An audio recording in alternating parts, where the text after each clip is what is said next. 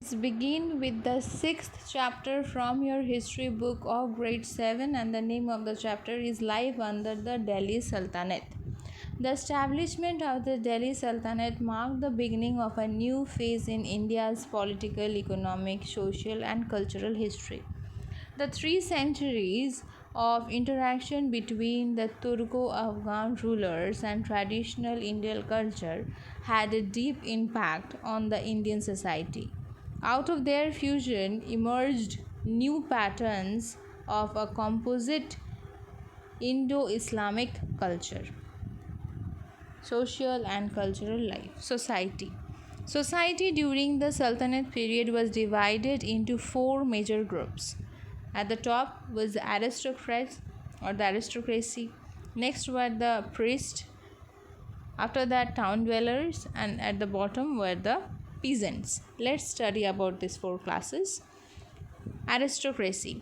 This was the ruling class. It consisted of the sultan, the nobles, the Hindu rajas and princes, and the landlords. This was the most powerful social group because it had wealth and power. The people of this group enjoyed a lavish, that means luxurious lifestyle. Priest. This group included the ulemas, maulavis, qazis, and brahmanas.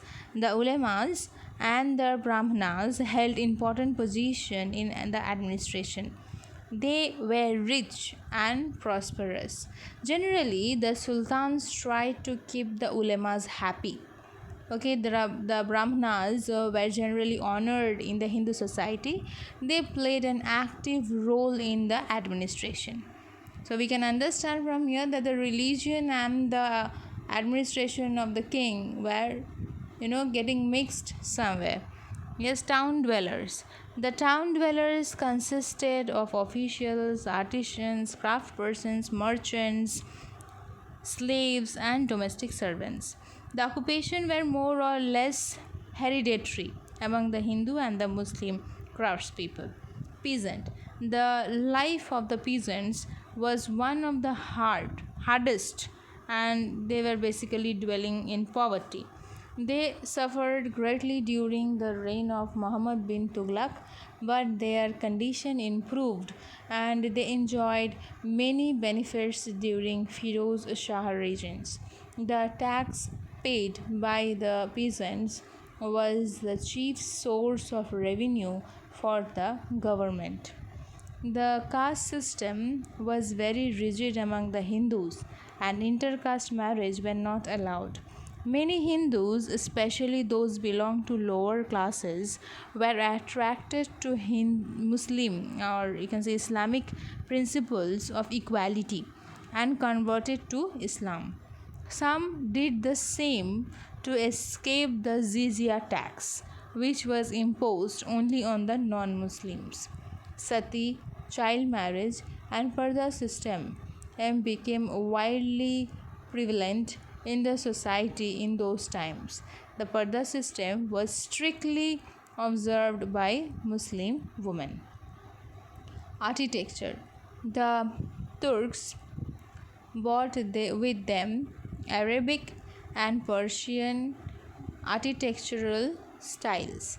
The classical style of Hindu architecture appealed to them, and the two styles were blended harmoniously to make a distinctive, or you can say both. Already the Arabic culture was there, and they are bringing in the Turk designs and the Hindu architecture, and they are blending, means mixing it together and forming a new kind of a design that was known as Indo-Islamic style.